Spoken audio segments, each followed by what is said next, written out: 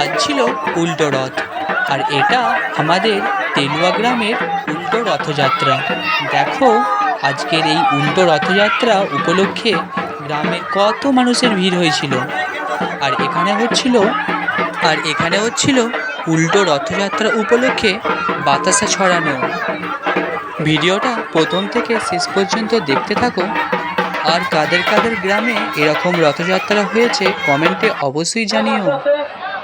আর আমার চ্যানেলে যারা নতুন এসেছো, আমার এই ছোট্ট চ্যানেলটা সাবস্ক্রাইব করে একটু সাপোর্ট করো প্লিজ। আর কমেন্টে জয় জগন্নাথ লিখতে ভুলো না জানো।